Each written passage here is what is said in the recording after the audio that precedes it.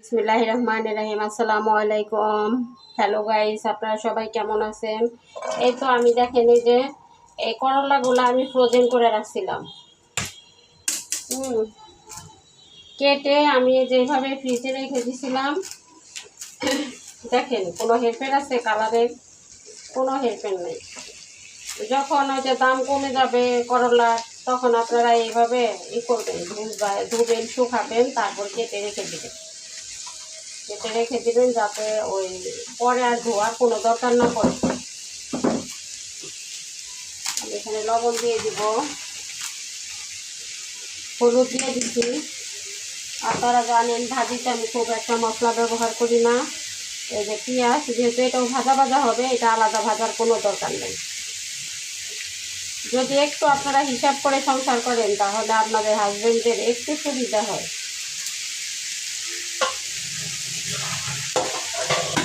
আসলে হাজবেন্ডদের pressure create করা ঠিক না। বেশি যদি আপনি প্রেশার ক্রিয়েট করেন, তাহলে সে একটা মানসিক অশান্তিতে থাকবে, একটা টেনশন থেকে অনেক সময় অনেক অ্যাক্সিডেন্ট হবে। সেজন্য আপনারা যতটা পারেন, মানে এই যে দেখেন কালকে রাতে আমার হাজবেন্ডকে আমি বলছি সবজি আনার জন্য, কিন্তু সে সময় পায় নাই, আর যখন সময় পাইছে তখন সবজি পায়নি। তা আমি যদি এটা নিয়ে চিল্লাপাল্লা করতাম, কী লাভ হইতো বলেন? সবজিটা তো আসতো না, কিন্তু ঘরের মধ্যে একটা অশান্তি হইতো। আমার হাজব্যান্ড একটা মানসিক অশান্তি ভোগ করতো, কিন্তু বলি নাই। এই যে এখন সকালবেলায় বললাম যে তাহলে দাও, কিছু টাকা দাও, আমি নিয়ে আসি, পেঁপে নিয়ে এসে মুরগির মাংস আছে, মুরগি আছে, রান্না করি। ও দিয়ে গেল, হয়ে গেল। আর না দিলেও আমি একটা ব্যবস্থা করে ফেলতাম। ওই 1 দিন 2 দিন চালানো, 5 দিন চালানো তো কোনো ব্যাপার না। তাই আপনাদের বলবো যে অকারণে অযথা হাজব্যান্ডের সাথে চিল্লাপাল্লা করবেন না, একটু মানিয়ে নেওয়ার চেষ্টা করবেন। এই যে সবজি নাই, আমার ফ্রিজে যে করলা ছিল এটা আমি বের করে ফেললাম। বের করে এই যে আলু ঘরে ছিল, আলু দিয়ে রাইজা ফেলতেছি। বাচ্চাদের জন্য মুরগি আছে, মুরগি রান্না করে ফেললাম, তো হয়েই তো গেল, তাই না?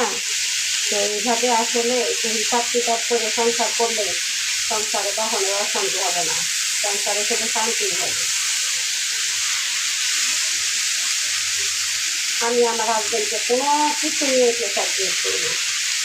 আমি যতটা পারি মানিয়ে বসে চলার চেষ্টা করি।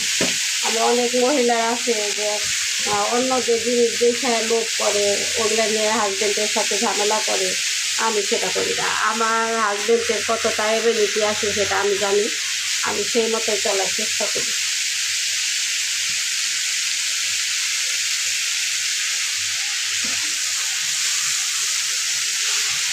তার স্বার্থে, মানে তার যে আয়ত্তের বাইরে যদি আমি কোনো কিছু দাবি করি, তাহলে কী হবে? আমি যখন প্রেশার ক্রিয়েট করবো, সবসময় ঘরে অশান্তি করবো, তখন কিন্তু আমাদেরকে সে দিতে পারবে যে কোনোভাবেই হোক। তাহলে তাকে না হয় অন্যায় পথে যেতে হবে, হয়তো চুরি করতে হবে, হয়তো মানুষের সাথে বেইমানি করতে হবে। তাহলে সেটা তো ভালো হবে না, তাই না? আসল স্বর্ণ হচ্ছে স্বামী। আপনার গায়ে গহনা নাই, স্বর্ণ নাই, এটা কোনো ব্যাপার না। আপনার হাজব্যান্ডের সাথে যদি ভালো সম্পর্ক থাকে, ঘরে যদি আপনার শান্তি থাকে, আর ওইটা হচ্ছে বড় শান্তি, আমি মনে করি।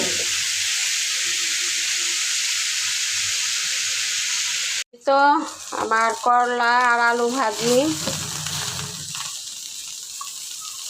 দেখছেন, এরকম বেরেস্তার মতো করে ভাজতে হয় আমার, নয়তো খায় না। কিন্তু আমার তো ডায়াবেটিস, আমার তো এটা আমার জন্য কিন্তু উপকারী না, কিন্তু কিছু করার নাই। সবার কথা মাথায় রেখে, সবার কথা চিন্তা করে এরকম করে ভাজতে হয়। তো সবাই ভালো থাকবেন, সুস্থ থাকবেন, নিরাপদে থাকবেন। অন্য কোনো ভিডিওতে আবার দেখা হবে, কথা হবে। আল্লাহ হাফিজ।